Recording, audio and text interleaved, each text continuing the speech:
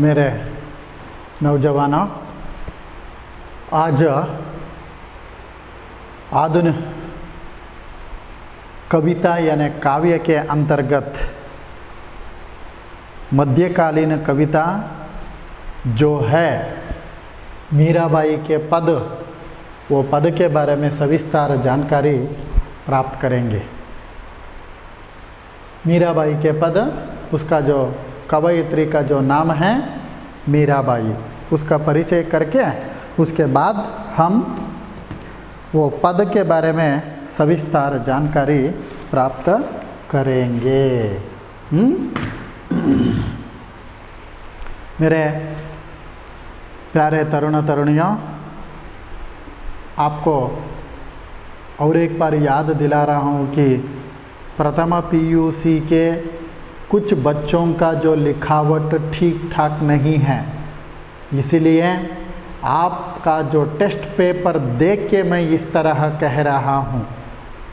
ह्रस्व के बदले दीर्घ, दीर्घ के बदले ह्रस्व, अल्प प्राण के बदले महाप्राण, महाप्राण के बदले और कुछ लिख रहे हैं।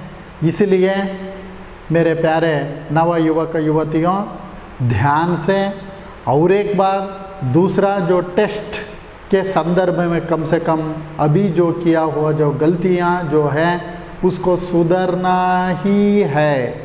हाँ, ठीक है। आप सभी बहुत बुद्धिमान हैं, आप सुधरते हैं मानकर इस कविता को शुरू करता हूँ। कवयित्री का परिचय। मध्यकालीन कृष्ण भक्ति काव्यधारा की श्रेष्ठ कवयित्री मीराबाई का जन्म राजस्थान में मेड़ता के पास कुड़की यानी चौकड़ी नामक स्थान में सन 1498 में हुआ था। मीराबाई जोधपुर के महाराजा राव रत्न सिंह की पुत्री और उदयपुर के राजकुमार भोजराज की पत्नी थी। विवाह के थोड़े समय के बाद ही वे विधवा हो गई और बचपन की कृष्ण भक्ति की प्रवृत्ति पुनः जाग उठी। आपकी मृत्यु सन 1546 में हुई। आपकी प्रमुख रचनाएं गीत गोविंद की टीका, नरसी जी रो माहेरो, राग गोविंद, सोरठ संग्रह, मीरा की पदावली आदि हैं।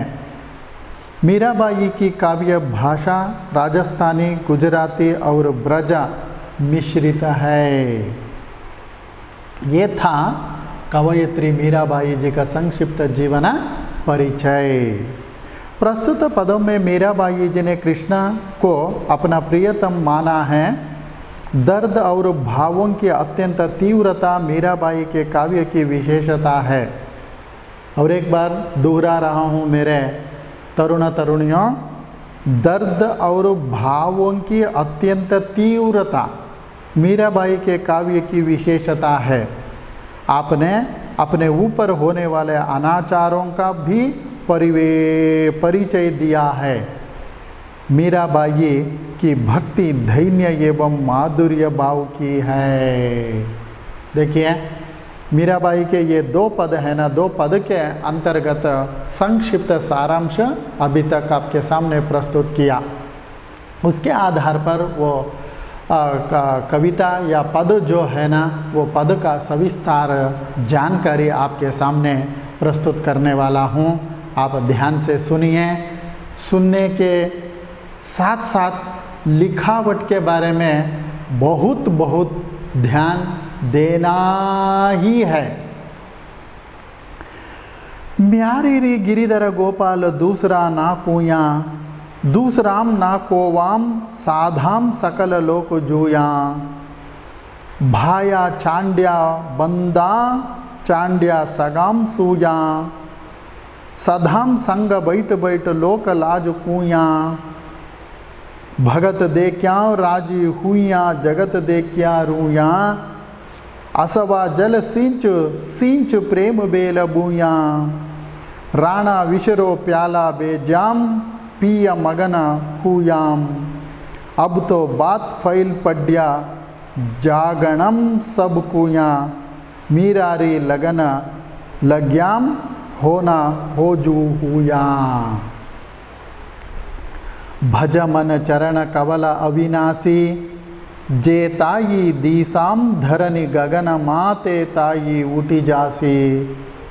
तीरथ बरता आन कतांत, कहा लयाम करवत काशी। या देहीरो गर्भ ना करना माटी का, माटी माँ मिल जासी। यो संसार चाहर री बाजी, सांझ पड्या उठ जासी। कहा भयाम था भगवा पहरिया, घर तजा लयाम सन्यासी। जोगी होय जुगत ना, जाना उलट जन्म रा फांसी। अरज करूं अबला श्याम तुम्हारी दासी। मीरा रे प्रभु गिरधर नागर कांट्या म्यारी गासी। ये देखिए राजस्थानी, गुजराती या ब्रज भाषा में तो है, मगर इसमें ये समझ में आए तो इसमें कुछ नहीं है मेरे तरुण तरुणियों। इसमें है दर्द और मन में उठने वाले एक ना एक तरह का जो व्यथा की जो भावना ये इसमें भरा हुआ है। देखिए, म्यारारी गिरिधर गोपाल दूसरा ना को यहाँ, मेरे लिए गिरिधर गोपाल ही सर्वस्व है, सब कुछ है, उसके बिना मेरे लिए कोई नहीं है। क्योंकि इससे पहले ही आपको पता है कि वो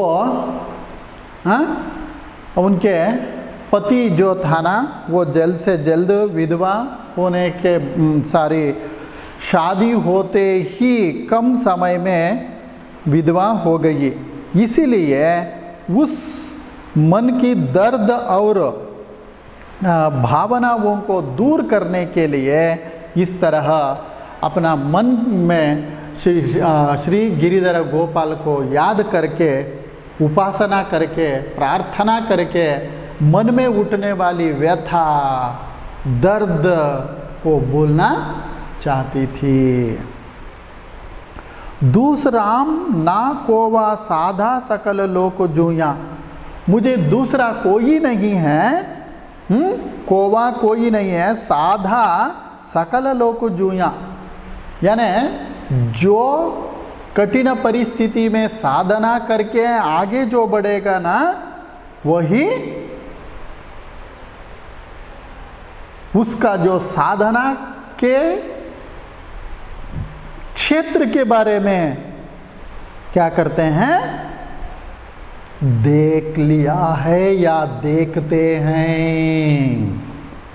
इसीलिए अभी आप घर में इतना ध्यान से तल्लीनता के साथ पढ़ रहे हैं, समझिए उसका असर अभी किसी को पता नहीं चलेगा।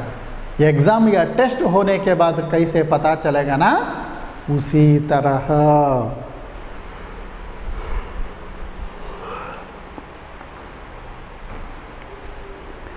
भाया चाड्या बंदाम चांड्या सगाम सूया। देखिए, भाया भाई के जैसे, हाँ, यहाँ पर सबको मैं समाज में रहने वाले लोगों को इस तरह भाई बहनों के रीति में मैं देखना चाहती हूँ, देखती हूँ, उसके साथ व्यवहार करती हूँ। सगाम सूया, उनके साथ साथ आगे बढ़ूंगी। सादाम, संग बैठ बैठ लोक लाज कुयाम।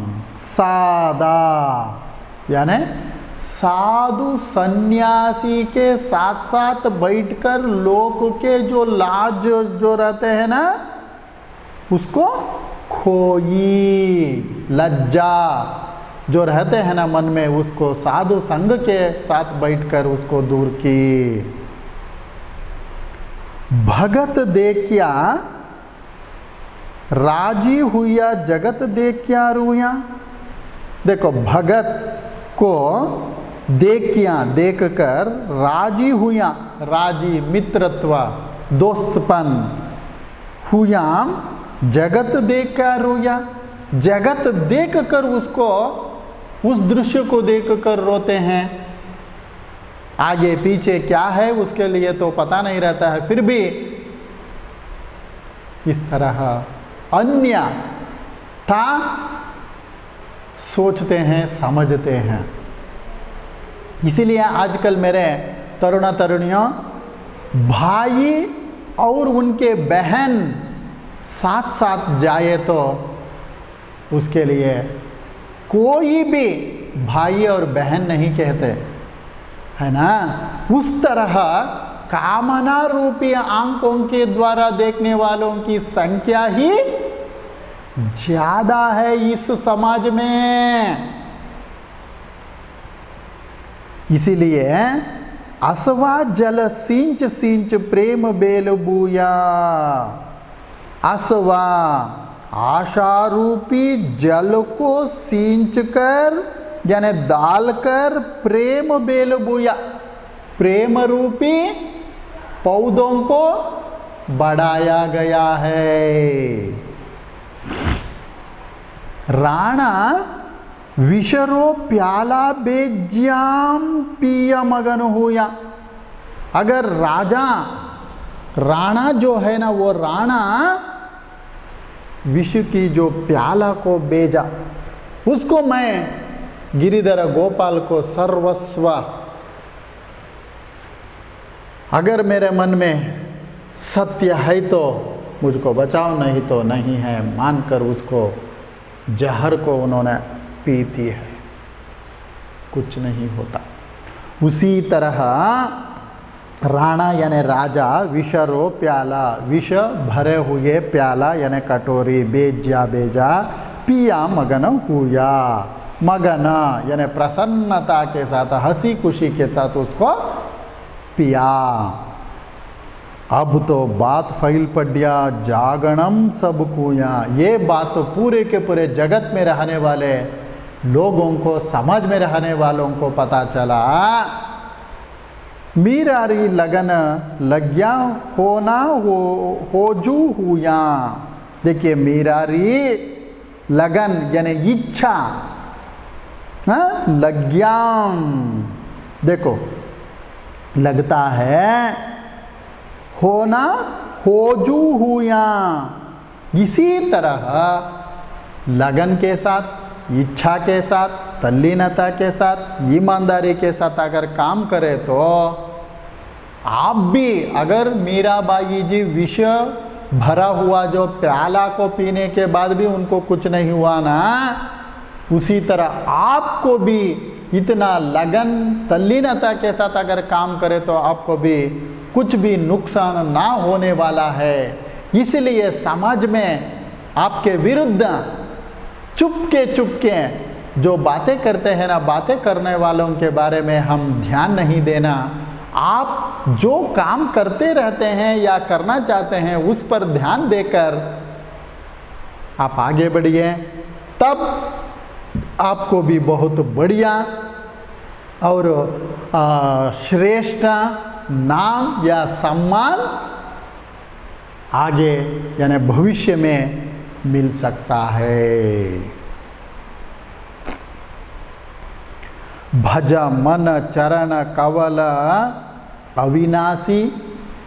भज भजन करते मन, मीराबाई के मन भजन कीर्ति भजन चरण कमल, चरणा कमला अविनाशी, कभी ना नाश होने वाला यानी मालिक भगवान।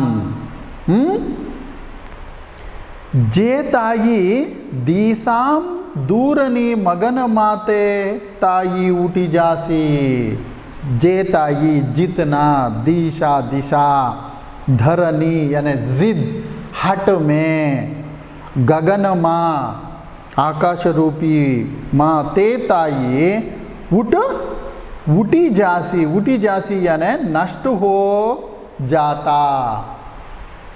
यानी इसका मतलब है जितना दिशा के अंतर्गत उसमें लाभ है, नुकसान है, हानि है या अलग है, उसको देखकर हम मगन होके समझने के बिना अगर काम करने से इसी तरह नष्ट हो जाने की संभावना जो ज़्यादा रहते हैं। इसलिए हम जो काम करना है उसको ही करके आगे बढ़ना चाहिए। ठीक है, फर्स्ट टेस्ट के लिए ये पोर्शन है, मानिए।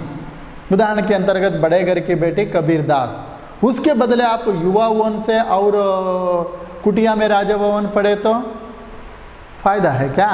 नहीं है ना। उसी तरह तीरथ भरता आन कथांता कहा लयाम करवत काशी। देखो, उम्र ज़्यादा होते ही जीवन में जो जो देखना है, जो जो हम जीवन के साथ लागू करके तन्मयता के साथ उसके साथ हम दिन बिताने के बाद थोड़े दिन बचा हुआ रहते हैं ना, तब सभी क्या करते हैं? तीर्थ यात्रा करने जो चाहते हैं ना, उसी तरह काशी करवत काशी यात्रा करके, या नहीं तो देही रो गर्भ ना करना माटी माँ मिल जासी। हे पागल के जैसे रहने वाले मेरे समाजवासी, ये देह जो है ना माटी पे मिलने वाला ये शरीर यानी घट है, इसलिए अहंकार, मेरे पास इतना करोड़ रुपए है, धन है, दौलत है, वो है, ये है, मैं पहलवान हूँ, मैं बहुत सुंदरी हूँ, ऐसा घमंड कभी भी नहीं करना चाहिए। ये सभी माटी में मिलने वाला है, इसलिए वो सबको छोड़कर हम सरल जीवन यापन करना उचित है। यो संसार चाहरी बाजी सांझ पडिया उठ जासी। जितने दिन तक यहाँ पर यानी धरती पर वसुंधरा पर हम रहते हैं, ये है एक ना एक तरह चार ऋषि बाजी, यानी पक्षियों का चिहचिहाहट जो रहते हैं ना, उस तरह हम भी चिहचिहाहट करके, वो चिड़िया कैसे सांझ होते ही उठ के चले जाते हैं ना, उसी तरह हमारा शरीर भी, शरीर में रहने वाला जो जीव भी उठ के चला जाता है। इसीलिए वो चला जाने से पहले हम क्या करना, बहुत बढ़िया यादगार रूपी जो काम करके इस समाज में रहने वाले आपके अनुयायी या यहाँ पर रहने वाले लोगों के लिए याद रखने योग्य काम करके जाना चाहिए। कहा भयाम था भगवान पहरिया। देखिए, कहा भय था मेरे मन में, हाँ, भगवान पहरिया, भगवान पहराता है, यानी हमारे लिए रक्षा जो करते हैं। घर तज लयाम सन्यासी। देखिए, साधु सन्यासी के पास कुछ नहीं रहते हैं, सिर्फ एक यानी लिबास वगैरह जो पहन के, वो भी मामूली सा धोती हो या एक ऐसा ही बदन में वो धोती पहन के, कहीं ना कहीं उनका मन कहाँ कहाँ भटकता है, वहाँ पर जाके उन्होंने समाजोद्धारक का जो काम करते हैं ना, उसी तरह घर तज, घर त्याग कर लयो सन्यासी, सन्यासी बन गई है। देखिए, महात्मा गांधी जी का जीवन परिचय को पढ़िए, आपको पता चलेगा। महात्मा गांधी जी जब नौजवान में थे ना, आपके जैसे हैं, तब वो मामूली सा आदमी नहीं था, बहुत अमीर आदमी, मगर देशवासियों का जो संकट का विमोचन करने के लिए उनके पास रहने वाला धन दौलत सब कुछ नछावर करके अपना तन को भी पूरा का पूरा छिपाने का जो कपड़ा को भी नहीं पहना उन्होंने। क्यों? क्योंकि हमारे भारतवासी नंगे के जैसे हैं, पूरा का पूरा कपड़े उनके लिए भी नहीं है, इसलिए मैं भी नहीं पहनूंगा। इसीलिए उसको भगवान के रूप में हम सब पूजा कर रहे हैं। जोगी हो या जुगत ना, जाना उलट जन्म राफासी। जोगी बनकर या जोगी होकर जुगत अगला जन्म में, हाँ, जुगत यानी युक्त, साथ साथ ना जाना, नहीं जाना चाहिए, उलट जन्म राफासी। अगर इस तरह की जो बुरे भला के भावना वो सहिता यानी भावना युक्त गुणों से अगर आगे बढ़ने से उलटा जन्म राफासी, उल्टे जन्म में हम फंसते हैं। अरज करूं, अरज कर, अर्चना करने वाला अबला मीराबाई, श्याम तुम्हारी दासी, मैं अबला हूँ, बलहीन सन्यासिनी बनकर श्याम यानी मंदिर में आऊँगी। ये करता है और ये करता है, मेरा समय खत्म होने के बाद आपके पास यानी भगवान के पास यानी गिरिधर गोपाल के पास मैं आऊँगी। वो भी कैसे? दासी बनकर।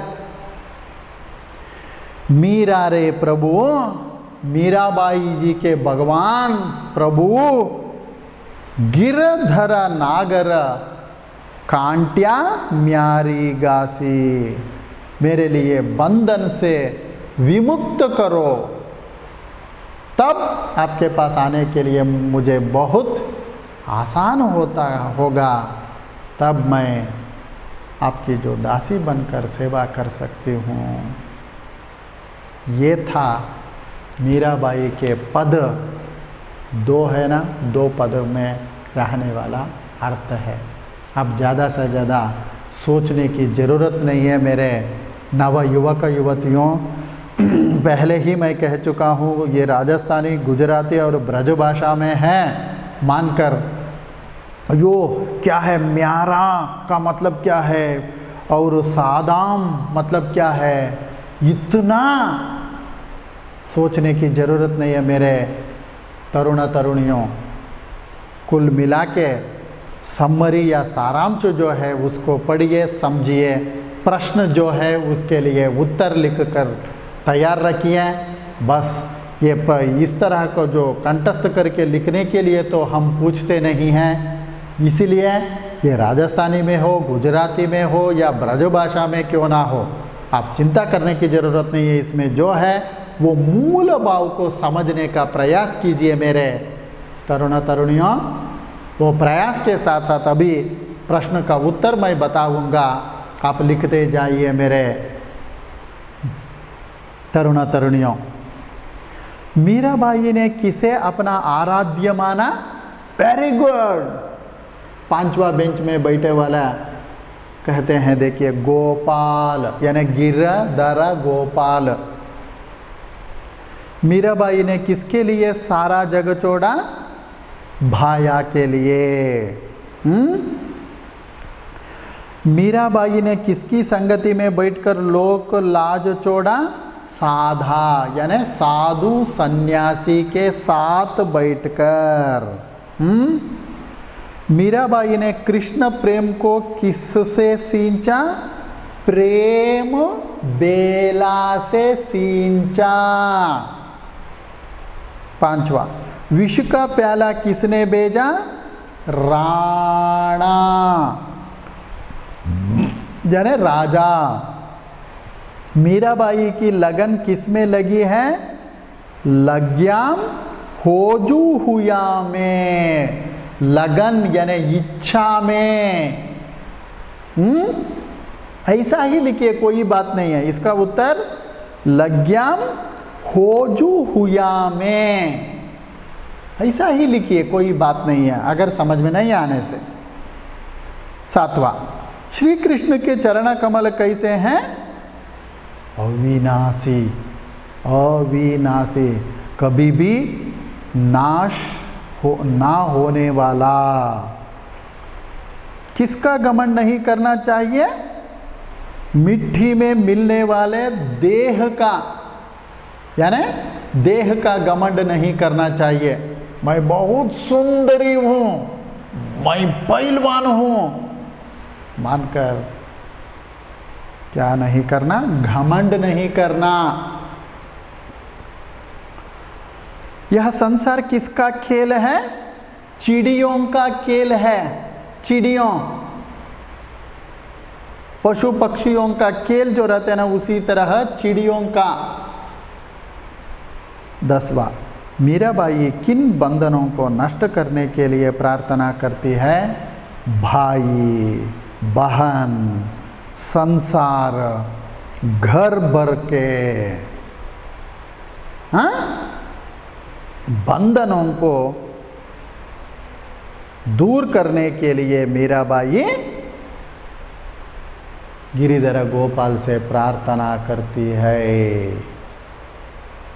मेरे नवयुवक युवतियों, और एक बार कहता हूँ, ध्यान से लिखिए, हिज्जे बिना हिज्जे की गलती लिखिए। और एक बार, पहला प्रश्न का उत्तर है गोपाल, दूसरा है भाया यानी भाई, तीसरा है साधु सन्यासी या साधाम, चौथा है प्रेम बेला रूपी, पांचवा है राणा, छठा है लग्याम होजू हुया में, सातवां है अविनाशी, आठवां है देह, नौवां है चिड़ियों का, 10वां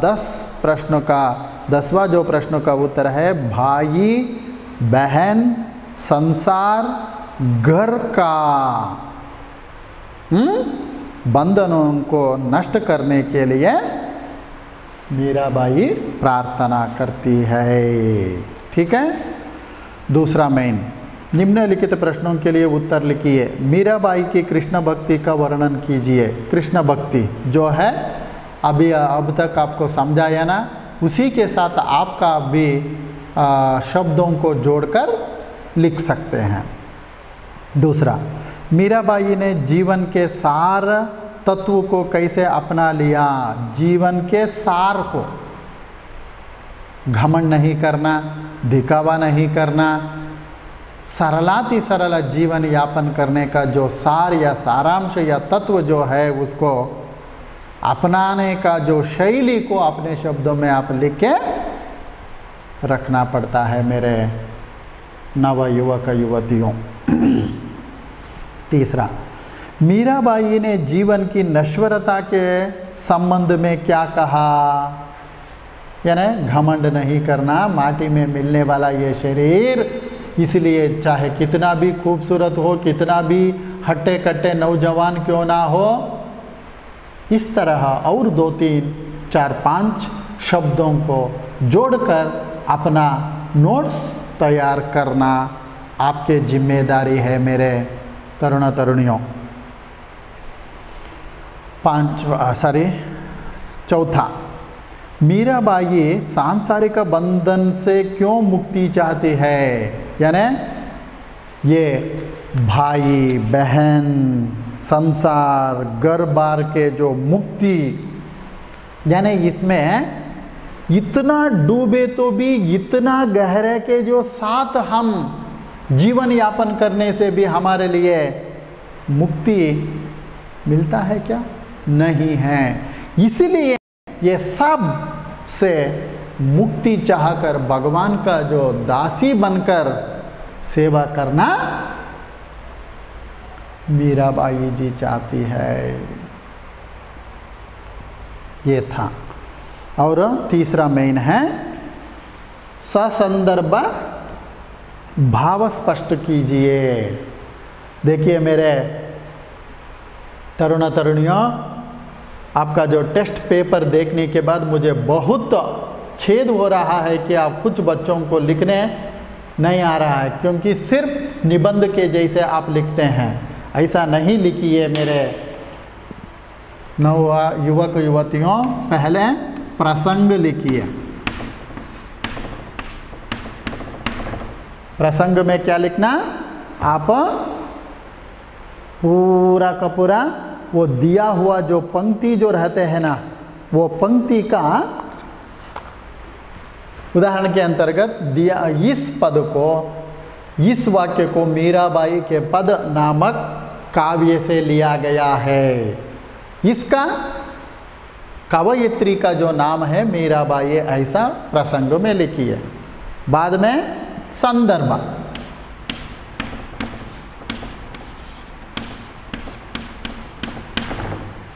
संदर्भ में ये दिया हुआ जो पंक्ति क्वेश्चन पेपर में जो रहेगा ना, वो पंक्ति का संदर्भ सिर्फ 2 पंक्तियों में लिखिए, 2 वाक्यों में, सरल सरल वाक्यों में लिखिए।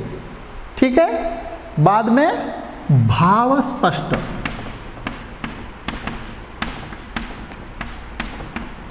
इस तरह लिखकर दिया हुआ पद हो या पंक्ति हो, वो पंक्ति का जो भाव, समरी, सारांश 3 या 4 पंक्तियों में लिखना है।